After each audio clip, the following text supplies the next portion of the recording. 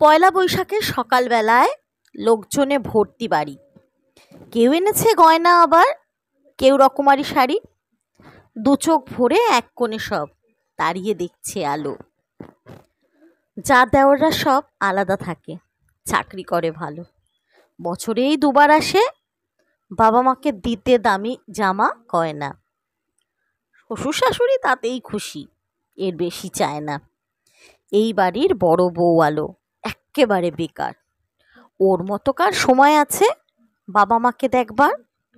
ছোট যা ব্যাংকে কাজ করে, অনেক টাকা মাইনা। আলোর বেলায় সবাই বলেছিল বাড়ির বউ নাকি চাকরিতে যায় না। সেতারটা যেদিন ছুঁড়ে ফেলে দিল, ছিঁড়ে গেল সবকটা তার। গানের সাথে সম্পর্কটাও সেদিন থেকে নেই আর। এসব কথা ভাবতে ভাবতে হারিয়ে যায় আলো। শাশুড়ি মার গগনভেদী চিৎকারে তার তন্ময় ফেরালো। রান্না বান্না হবে না নাকি?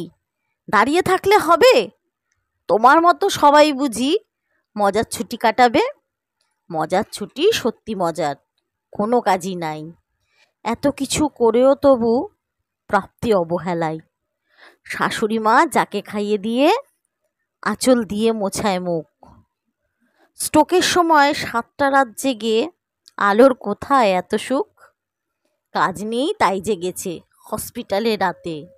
ছোট ছেলে বউ তখন গেছে ভ্যাকেশন কাটাতে। 21 বছরে সংসারে পা, এখন আরও 45-এর বুড়ি। রোজগার করে না সংসারে, তাই নেই মতামতের জরুরি। বাবার বাড়িও নেই তার আজ, বাবা মা বেঁচে নেই। দাদা বৌদি খোঁজ নেয় না, ব্যস্ত দায়িত্ব এড়াতেই। স্বার্থপরেই পুরো পৃথিবীতে সবই খালি টাকা। টাকার কাছে ভালোবাসা কর্তব্য সবই পড়ে যায় ঢাকা। সংসারে এই নিয়মের বেড়াজালে বাধা পড়ে কত আলো। তবুও তাদের কেউ কদর করে না, বাসে না কেউ ভালো।